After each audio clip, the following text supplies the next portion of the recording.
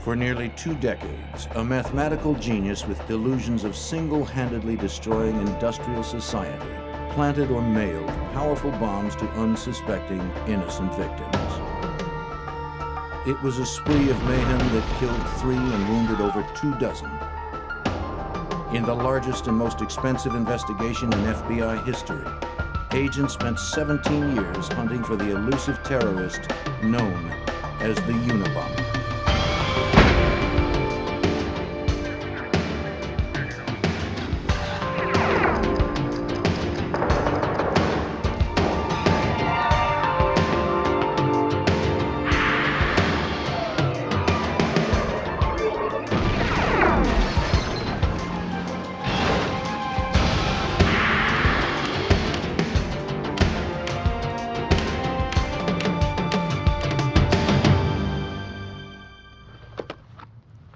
The first bomb came in the spring of 1978. The damage it caused was minimal, but its impact would be enormous. With each new detonation, the bomber learned a little more about bombs, and law enforcement learned a little more about the man who sent them. Because its targets were universities and airlines, the FBI called him the Unabomber. I'm Jim Kallstrom, former director of the FBI's New York office. Before we ever knew the name Ted Kaczynski, we knew we were dealing with a disgruntled genius. We just didn't know how smart or how angry he truly was, or how far he'd go. But while the Unabomber was carefully perfecting his bombs, we were refining our profile. It was all a matter of who would finish first.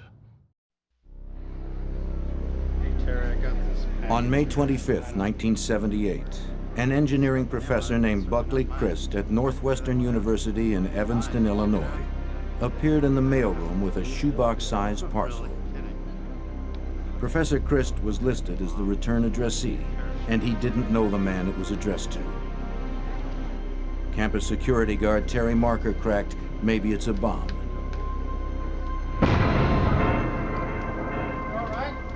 As bombs go, it wasn't much of one.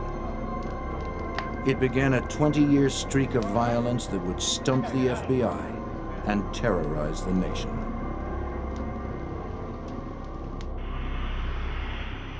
On November 15, 1979, American Airlines Flight 444 took off from Chicago, bound for Washington, D.C. As the Boeing 727 reached cruising altitude, the cabin filled with smoke. It was pandemonium. The plane was diverted to Dulles Airport in Virginia. A dozen people were treated for smoke inhalation. But for a faulty wire in the bomb, over 100 people would have been killed. Bombing an airliner is a federal offense. The FBI was called in.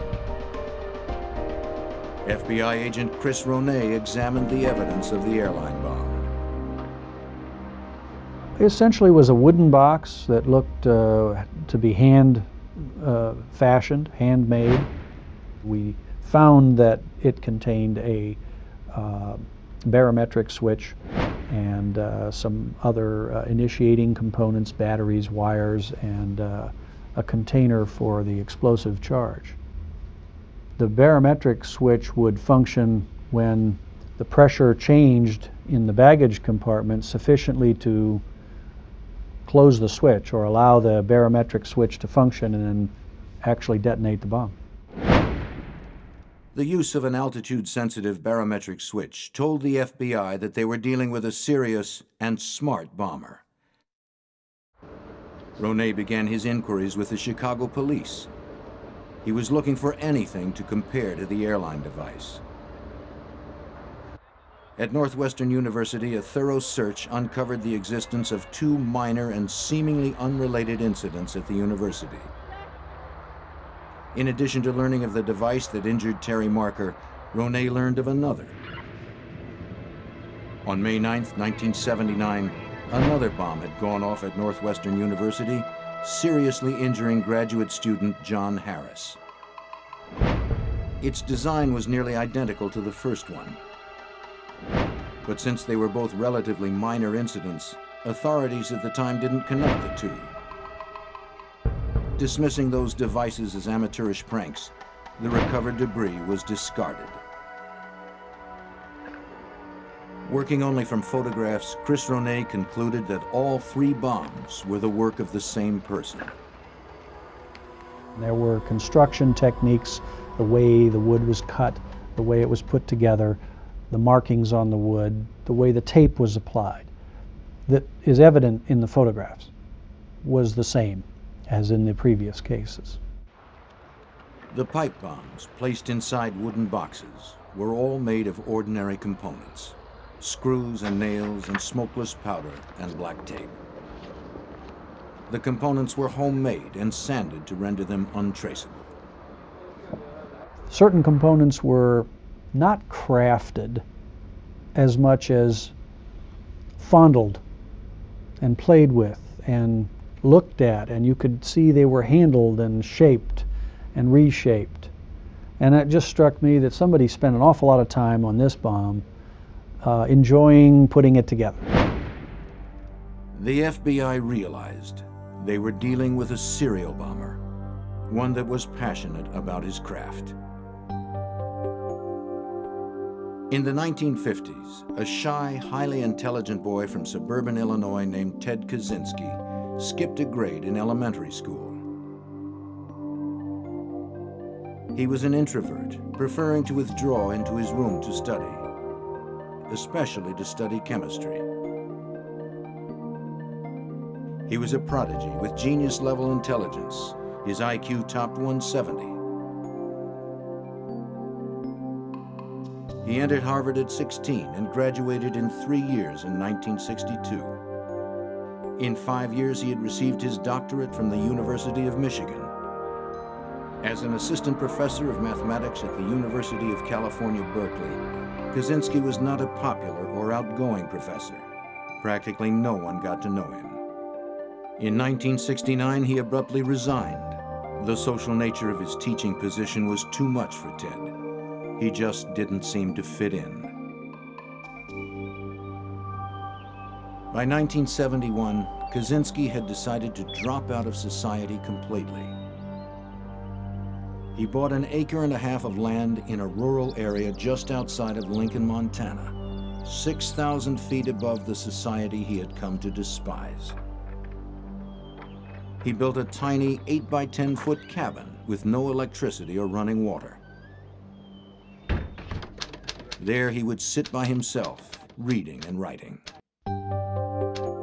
One of the things Ted wrote was a 23-page essay raging against modern man's obsession with technological and scientific progress. Scientific research, he wrote, will inevitably result in the extinction of individual liberty. He sent a copy to his brother David. David read it and stuck it in a trunk where it sat for a quarter of a century. In June of 1978, Ted Kaczynski took a time out from his cabin to take a job working for his brother at a foam cutting plant in Illinois.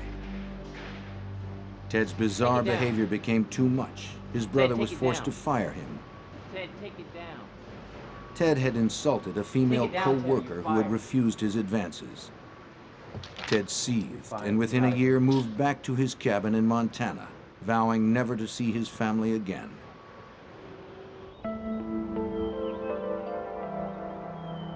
Trying to fit in as a social being was too frustrating for the introverted genius. Ted withdrew even more, believing modern man incapable of understanding him. He was starting to see civil society as an obstacle that needed to be overcome.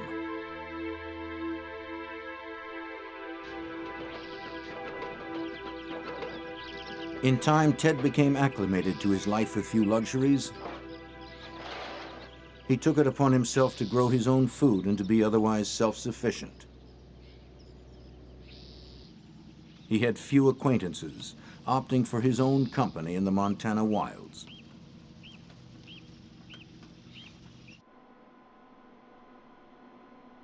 Ted rarely made it into Lincoln. When he did, it was usually to bury his face in reference books in the small town library.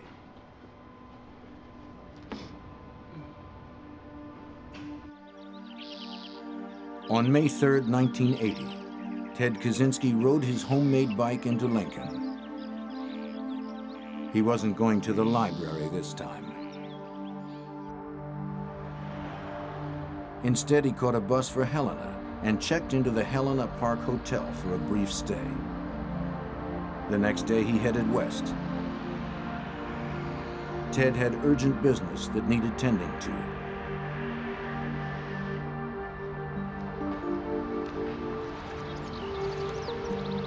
Percy Wood, the president of United Airlines, received a parcel at his suburban Chicago home on June 10, 1980. A few days earlier, he received a letter from a stranger promising to mail him a book which, the letter said, had tremendous social significance.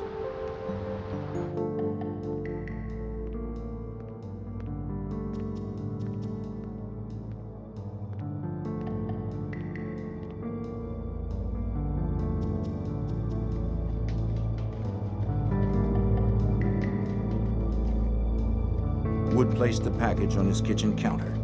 He opened and retrieved a book, Ice Brothers by Sloan Wilson. Wood was puzzled. Why is this book socially significant? He opened the cover.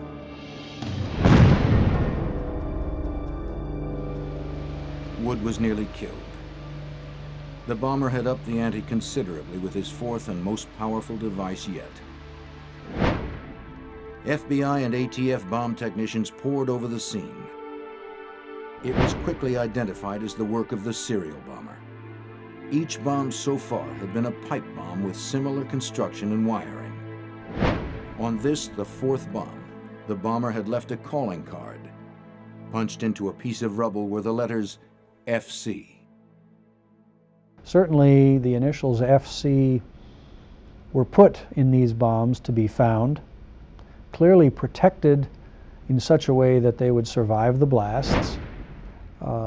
It didn't make any sense to have it in there. It didn't function in any way. It served no purpose except to say, here's my signature, here's an identifying feature. The FBI could only speculate what FC meant. By this time, FBI investigators had already given him a name. He bombed universities and airlines. They called him Unabomber, UN for university, and A for airline. Naming him was easy. Finding him would be much, much more difficult.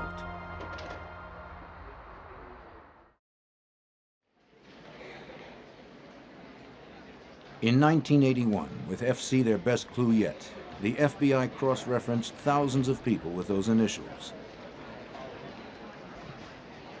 But the Unabomber was not sitting idle. In October, a package was found sitting in a building at the University of Utah.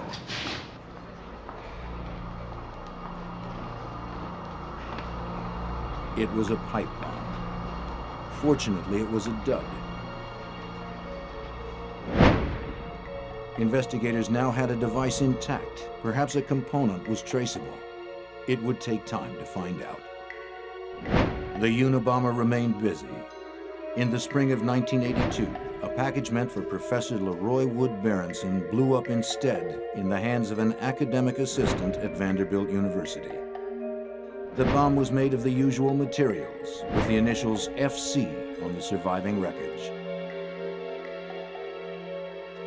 Examiners spent endless hours studying every minute detail of the Unabomber devices. The most bizarre clue suddenly emerged. The last two people specifically targeted were named Wood. Wood played such an important role in every one of the bombs. I mean, it was present in every one of the bombs, even when it didn't need to be. He, in fact, if he didn't have wood in it, he threw wood in it, sticks of wood, just so they'd be there. There were references to wood in addresses and names of people throughout. FBI lab examiner Doug Diedrich of the Trace Evidence Unit is also a wood expert. Well, the materials may indicate something about that individual, may indicate where he might live, what he might do for a living. And that's one of the things that I was involved with, especially in trying to determine where these types of woods came from, what geographical area, what part of the country. This approach seemed like a long shot, but the scarcity of clues left investigators with few options. As the FBI investigation intensified, so did the power of the Unabomber's devices. On July 2, 1982, Professor Diogenes Angelakos of the University of California, Berkeley, a devoted husband and a popular teacher, noticed a strange-looking object on the floor of the Computer Science Department's coffee room.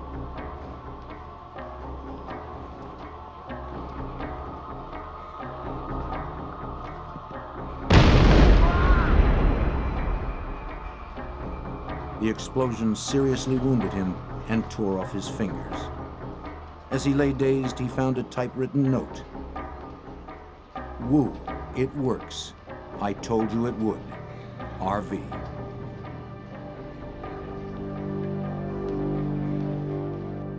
The FBI ran down everyone in America named Wu, and everyone with the initials RV, a monumental, labor-intensive task, but to no avail. This is the problem, right? The note was a ruse. She's going to have to do it over again. It's going to take how long? Another lead surfaced the day following the blast. A custodian who worked in Corey Hall, the building where the bomb exploded, saw a man with a thin mustache and sweatshirt loitering in the hall the night before. The custodian, however, was unable to remember enough details to help a sketch artist make a composite. No better. Angelakos was critically wounded, requiring a lengthy hospital stay. He was no longer able to care for his invalid wife. She died within a month of the blast.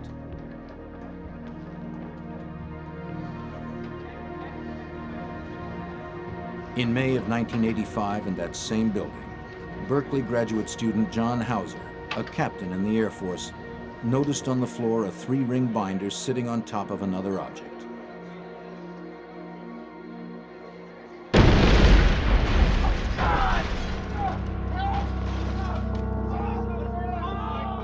Hauser had just applied for astronaut training. What he didn't know as he lay wounded was that he had already been accepted into the program. But he would never fly again. His Air Force Academy ring was found embedded in the wall across the room. Ironically, Professor Angelakos was nearby when the bomb exploded. He rushed to help Hauser.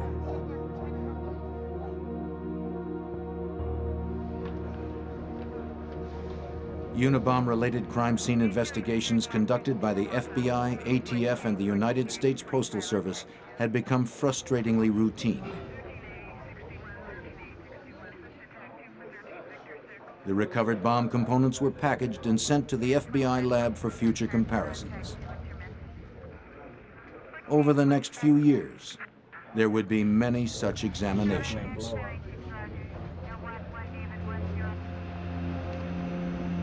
On May 8, 1985, a package was received at the Boeing Corporation in Auburn, Washington. It was addressed only to the company, was heavy, and had too much postage. Hey, Mark, look at this. A suspicious mailroom employee called security. The package was x-rayed and shown to contain a pipe bomb. It had FC stamped into the end caps. Had the employee opened the package, it most likely would have killed him and anyone else nearby. On November 15, 1985, Dr. James McConnell, a psychology professor at the University of Michigan, received a letter and package from a Ralph C. Kloppenberg. The sender described himself as a doctoral student. "I'd like you to read this book," he wrote. "Everyone in your position should read this book." As he read, his assistant opened the package nearby.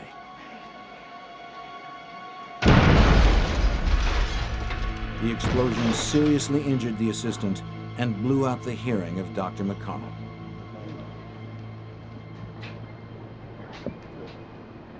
Examiners continued to dissect the bombs. They were evolving as the Unabomber refined his craft. Exhaustive lab tests showed they were getting more sophisticated and more powerful. Agents were frustrated. They were making little progress in determining the identity of the Unabomber. And their analysis was confirming what they already knew. If the packages kept coming, it would only be a matter of time before someone was killed.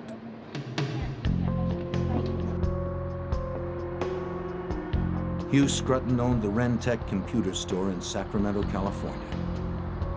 On December 11th, 1985, about lunchtime, Scruton headed out the back door that led to the rear parking lot when he noticed something. It looked like a block of wood with 4 nails sticking out, points up. The explosion was ferocious, blowing a massive gaping hole into Scruton's chest, exposing his heart. The Unabomber was now a murderer. The bomb that killed Hugh Scruton was the most powerful yet. It consisted of a pipe within a pipe and contained all of the same characteristics as the others, right down to the FC stamped on a surviving end cap. The Unabomber investigation was now officially a homicide case. Investigators stuck to their strategy of keeping the details of the case secret, lest the Unabomber learn what they knew, or worse, lest they encourage copycats. Agents were desperate for a solid lead. Ted Kaczynski was always active in his secluded cabin. When he wasn't making bombs, he was writing his philosophy that justified them. For Ted Kaczynski, technological society was a horror, defined by the Earth's destruction and human beings amounting to little more than mindless robots. In Ted's story, anyone who was participating in the human race's dependency on technology was a villain.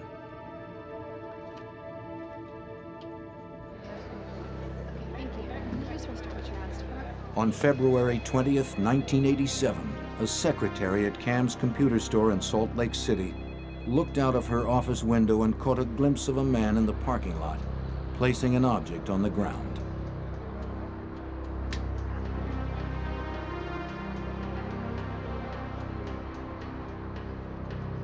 An hour later, the store's owner, Gary Wright, was in the parking lot. He noticed the object on the ground. It was a block of wood with 4 nails sticking out, points up.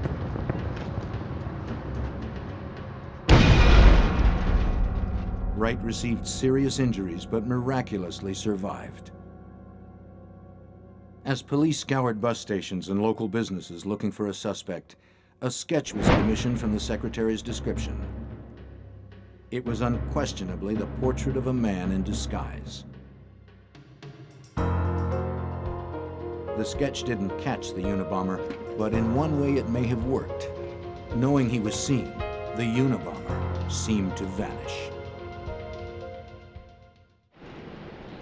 After 9 years of bombings, Unabomber-related incidents simply stopped after the 1987 Cams explosion.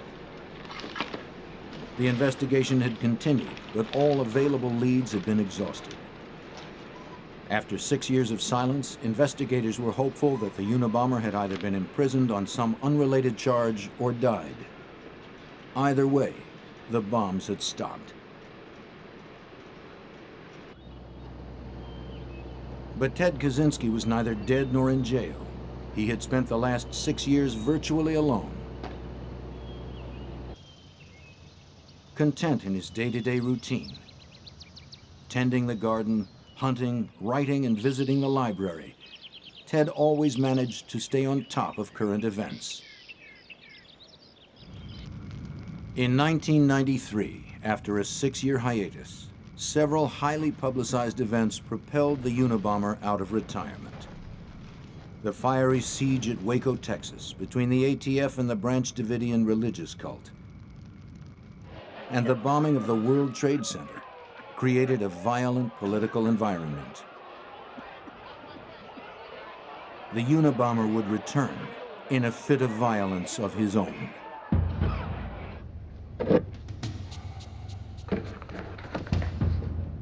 Dr. Charles Epstein is a renowned geneticist at the University of San Francisco.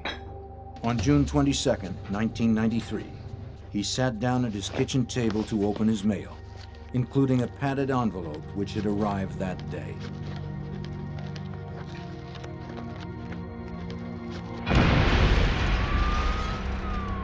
The blast critically injured Dr. Epstein.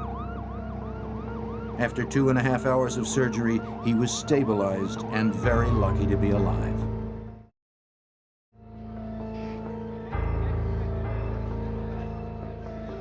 Two days later, on June 24th, Dr. David Galernter, a prominent computer scientist at Yale University, arrived early at his office to open his mail from the previous day.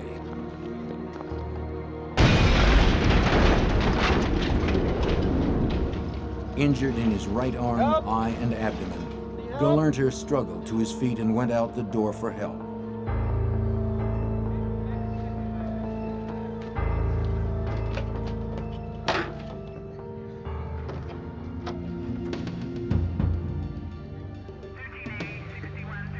The FBI quickly determined that the Epstein bomb and the Galernter bomb were identical. Pipe bombs filled with potassium chlorate and aluminum powder. Both devices had been placed inside a handcrafted wooden box.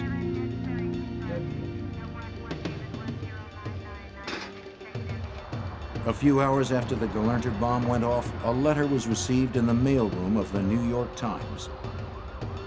It was from a self-proclaimed anarchist group called FC, who were claiming responsibility for the recent bombings. FC promised more communications in the future. An identifying number was provided to the Times to ensure the authenticity of future communications. It was 553-25-4394. The FBI determined that the number was a Social Security number of a 20-year-old parolee in Northern California, incredibly with a tattoo on his arm reading "Pure Wood." An investigation quickly dismissed him as the Unabomber. Another major clue was discovered. Impressed into the paper on the New York Times letter was the faint notation, "Call Nathan R., Wednesday, 7 p.m. The elusive Unabomber finally provided agents with a solid lead. The FBI talked to over 10,000 people whose first name was Nathan and whose last name began with R. The exhaustive search turned up nothing. It seemed the Unabomber loved sending the FBI on wild goose chases. The Times ran the letter, which sparked public interest. It also drew the FBI into dozens of false leads. Disgruntled students, aircraft engineers, even a Dungeons and Dragons club in Chicago. The latest round of activity had sent the FBI investigation into overdrive. A Unabomb task force consisting of FBI, ATF, and postal inspectors was formed to coordinate investigative efforts. Jim Freeman was the head of the FBI's San Francisco field office. He would also head the multi-agency Unabomb task force. We had evidence that was scattered around 3 different federal agencies and a lot of local state laboratories. So we recognized that our task was to gain control of the information that was already out there, determine what investigation had already been done. And we set about this by deciding to reinvestigate every Unabomb crime. Every shred of physical evidence that remained from past Unabomber devices would be given to one forensic examiner. Special Agent Tom Monell of the FBI Laboratories Materials and Devices Unit became the chief examiner for the investigation. All the evidence in the Unabomb case, no matter if it was explosive related or not, came through me and my unit. In a serial bombing type case such as the Unabomb case, the most frustrating aspect was the fact that we were doing all forensic examinations that could possibly be done to the evidence, and it wasn't able to lead us to any individual. While the task force struggled, Kaczynski's warped revolution against society continued. On December 10, 1994, advertising executive Thomas Moser was opening his mail in his North Caldwell, New Jersey home. His wife and 2 daughters were upstairs. He examined a small package with excessive postage from an H.C. Wickel, Department of Economics, San Francisco State University.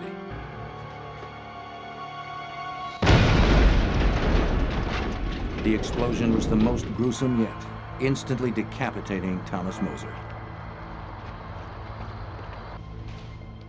With every previous device in the Unabomber investigation, Agent Monell was able to reconstruct a replica, working only from the debris recovered from the various crime scenes. Signature of the Unabomber. As with the 15 bombs he had reconstructed, this one was unquestionably the work of the Unabomber.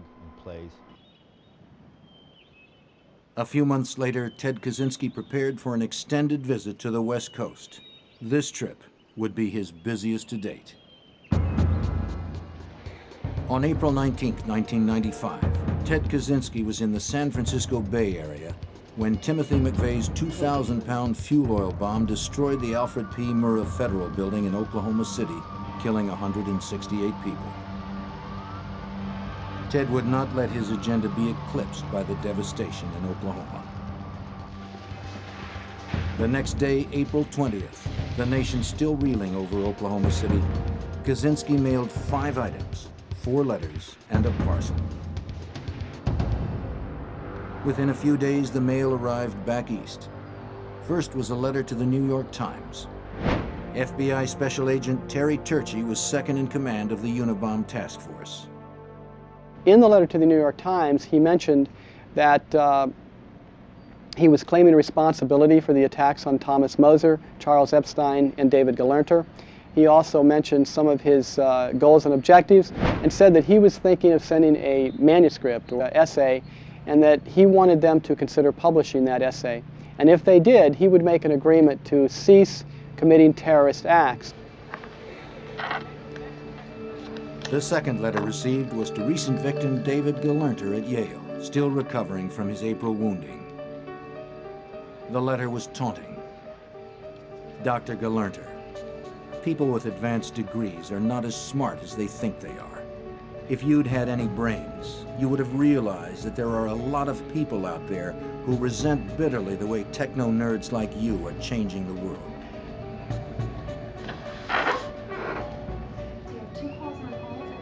On April 25, 1995, a package arrived at the California Forestry Association addressed to its former president, William Dennison.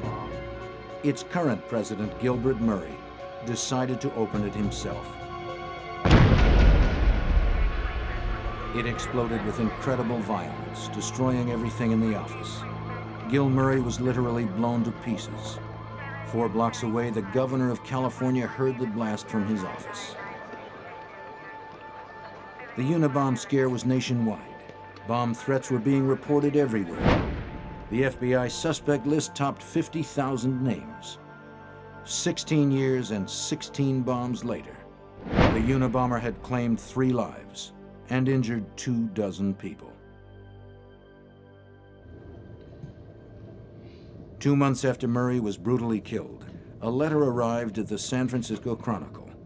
It read, "The terrorist group FC, called Unabomber by the FBI, is planning to blow up an airliner out of Los Angeles International Airport during the next 6 days." The threat had to be taken absolutely seriously because the Unabomber had in fact placed a bomb aboard an aircraft before. It wasn't lethal enough to blow the plane out of the sky, but we knew that his bomb-making ability had progressed enough that he certainly was capable of that now. The FBI saw to it that special security measures went into effect immediately at California airports. No one without a ticket was allowed through security. All bags were searched. Bomb-sniffing dogs checked everything. The Postal Service stopped flying the mail on commercial jets. Passengers are questioned about carry-on luggage that they've had. Have you had this package in your custody and control during the entire time? Did you pack the suitcase yourself? Those type of questions all began from that day in LAX. The same day that the airliner threat was received at the San Francisco Chronicle, the Washington Post received a message from FC, a 56-page typed manifesto.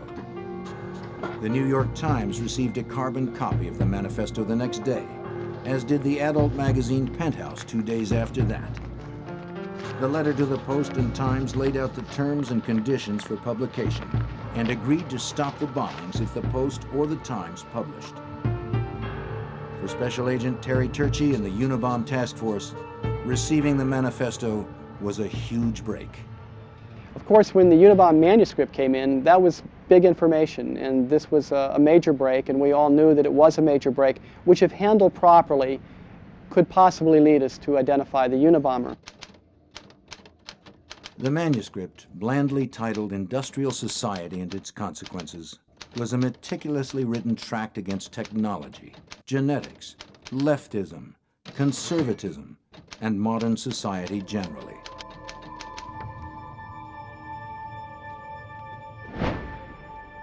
The FBI had many items of evidence collected from years of investigating this case. They needed to generate just one solid lead, one that could hopefully break the case wide open. Freeman thought the answer lay in publishing the manifesto. We very much were in favor of publishing it because after reading the manifesto, it was clear that someone had put their philosophy that had evolved over a number of years within the pages of this thing.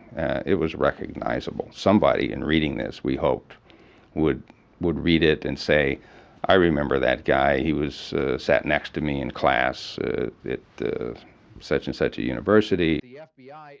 After some public soul searching and discussions with the director of the FBI and Attorney General Janet Reno, the Washington Post, and the New York Times, the decision was made to publish the manifesto. The manifesto appeared in a special section of the Post on September 19, 1995. By early 1996, Ted Kaczynski's brother David had been doing some soul searching of his own. The news reports that the Unabomber had connections to Chicago, their boyhood home, as well as to Berkeley and Salt Lake City, nagged at him. He got a copy of the manifesto and began reading. He read it in the hopes of erasing the idea that his brother was a killer. What he read sent chills down his spine. He recognized the language and content of the manifesto as being similar to that of writings by his brother Ted. David dug up as many old letters and writings of Ted's as he could find and compared them to the Unabomber manifesto. Both had employed the unique phrase, cool-headed logician. David was distressed, but not yet convinced.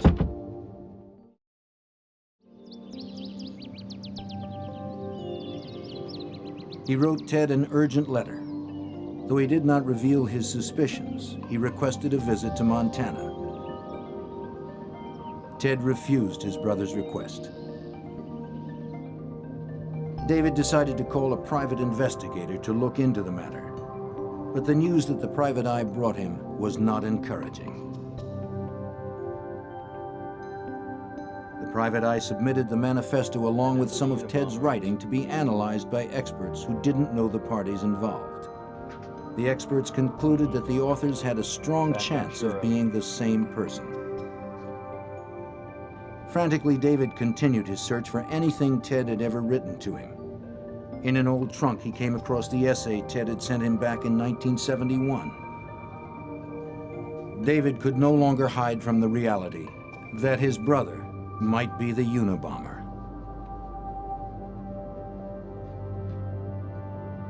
David Kaczynski was stunned. The 1971 essay David had unearthed was eerily similar to the Unabomber manifesto. Torn by the prospect of turning in his own brother on the one hand and endangering lives on the other, David Kaczynski made a gut-wrenching decision. Through his attorney, he contacted the FBI about his brother. In February of 1996, David Kaczynski told task force members of his suspicions. He gave a detailed accounting of Ted's life, where he grew up, where he went to school, and where he now lived. He then turned over the 1971 essay.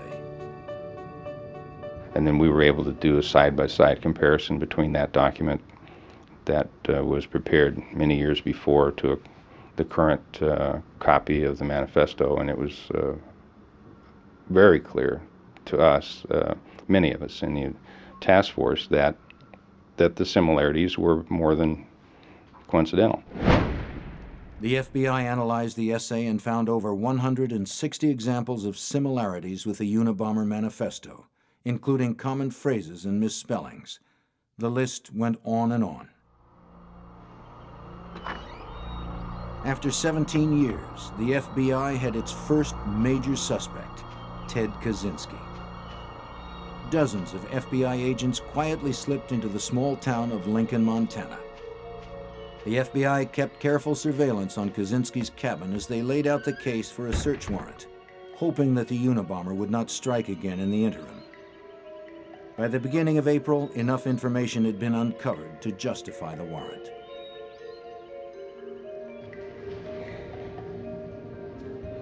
Among other things, agents were able to learn that Ted had traveled extensively. Hotel records showed that he was always on the move immediately preceding a Unabomber event.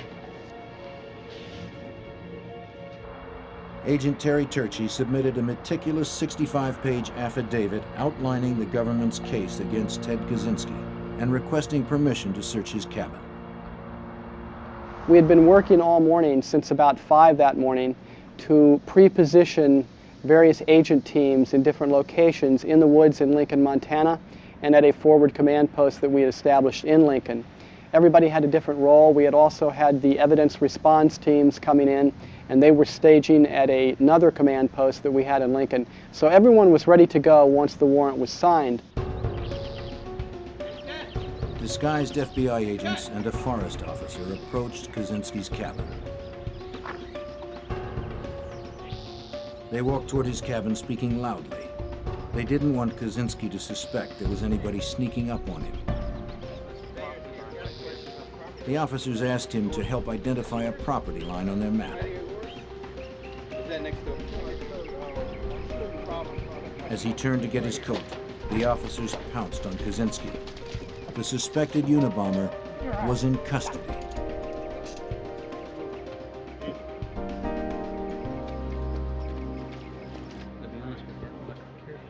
Kaczynski was immediately taken for questioning to a temporary forward command post.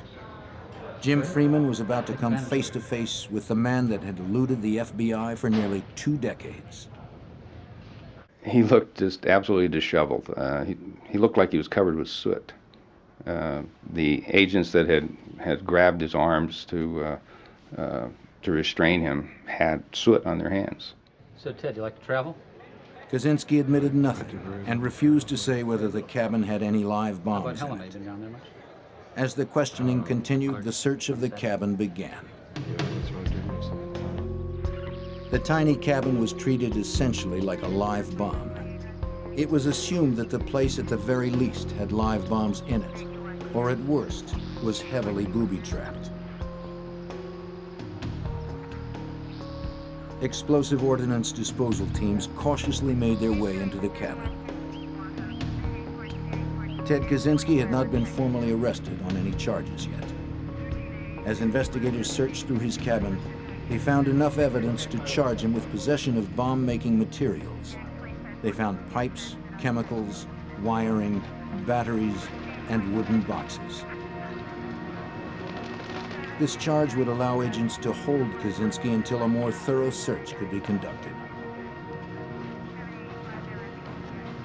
FBI Special Agent and explosive expert Donald Sockleben was responsible for quickly gathering evidence in order to obtain the arrest warrant. He rushed to Helena to petition the judge. Sockleben had been working on the Unabomber case for years. I think it was on the ride back to Helena that night when Pat Webb and I, who had worked on this for so many years, just sort of looked at each other and realized that maybe this was the beginning of the end. That we really did believe that night, if we hadn't believed before, that we had in fact caught the Unabomber.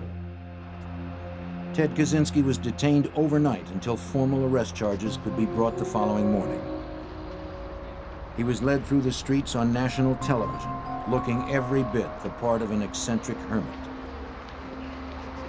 He was presented the next day before a judge in Helena on a charge of possession of bomb-making equipment. The search of the cabin continued. The room was a gold mine, but a dangerous one. Each container, each book, each binder needed to be x-rayed for explosive devices. It was clearly going to take a long time to search the tiny cabin. The evidence being slowly hauled out of the cabin was damning. A series of 3-ring binders with page after page of detailed bomb designs which matched the bombs used in many of the Unabomber explosions. Explosive powders of the type used in the bombings. Aluminum ingots and aluminum shavings on the floor, crucial bomb components. There was the infamous hooded sweatshirt and sunglasses. Agent Thomas Monell, the expert on Unabomber devices, was also inside the cabin. The other evidence located in the cabin were electrical components and wire that were consistent with the majority of the Unabomber devices. We found a improvised or a homemade flip-type switch that was literally identical to 3 switches that were used in earlier bombs. After almost 2 full days, the search came to a sudden stop. A package was found. It was wrapped like previous bombs with a return address on it. All it awaited was a victim's name and address for the front. It was x-rayed and determined to be a live pipe bomb. Special Agent Sockleben had to handle the crisis. Well, from the x-ray, it looked very similar to the last bomb that had been placed, the one that killed Mr. Murray in Sacramento. We were able to safely remove the box from the cabin and take it down the hill to where we set up a site to deal with the bomb. The search slowly continued in the days ahead, and more damning evidence was seized. In addition to bomb-making paraphernalia and chemicals, agents also seized letters, notes, diagrams, and the Unabomber Manifesto. One irrefutable link between Ted Kaczynski and the Unabomber remained: the typewriter used for the manifesto. The typewriter that had been used to type the manifesto wasn't found until literally the last day of the search, which took 4 or 5 days. It was literally in the bottom of the last box that was opened. It had taken 11 days to search an 80-square-foot room. But the FBI's careful approach had paid off. The man who had killed, maimed, and ruined lives, all the while taunting the FBI, was caught stone cold. On April 14th, the entire cabin was hoisted onto a flatbed and hauled away for further examination. The charges against Kaczynski had been upgraded. On June 18, 1996, Ted Kaczynski was indicted in Sacramento on 10 counts relating to Unabomber activities. 1 charge in the death of Hugh Scruton, 3 charges in the wounding of Charles Epstein, 3 charges in the maiming of David Galerter, and 3 charges in the death of Gil Murray. That day would have been Gil Murray's 48th birthday. New Jersey authorities filed more charges for the death of Thomas Moser. On November 12, 1996, selected visitors filed into a Sacramento courtroom for the long-awaited trial of Ted Kaczynski. In the front row was Ted's family, brother David, and his mother, Wanda Kaczynski. As Ted entered the courtroom, he turned his back angrily on his family members and never acknowledged them. Opening statements were about to begin when Kaczynski stood up and said he wanted to change lawyers. After a few days, the judge ruled that Kaczynski would have to undergo psychological testing. Federal prison psychiatrist Dr. Sally Johnson spent many days with Kaczynski. She concluded that Ted Kaczynski was mentally ill, but was competent to stand trial. The government's case against Kaczynski was overwhelming. For 17 years, the FBI had prepared for this day. examiners had reconstructed and preserved every device related to the Unabomber's crimes. With Ted Kaczynski's arrest, they were now able to establish an irrefutable link between him and the Unabomber. Ted's desire for solitude would no longer be self-imposed. With no options, he pled guilty to all Unabomber-related crimes. He was given 4 life sentences plus 30 years. He would never be eligible for parole. For Agent Terry Turchi, the Unabomber investigation shows the FBI's determination to never quit until justice is served, no matter how long it takes. For the people committing these crimes, who may go on for many years and not get caught, they may become more arrogant, or they may become more complacent, or they may think we're never going to catch them. But I think for them and for the public, the message has to be that we don't give up and that we're going to stay with it until we solve it. And certainly I think that is what we're called upon to do and what we need to do. In June 1998, Joanna Lee, an assistant editor at Simon & Schuster Publishing, received a letter from Ted Kaczynski with a prison return address. She knew he was the convicted Unabomber, but opened it anyway. Kaczynski wanted them to publish a book about his struggle. To this date, there are no takers.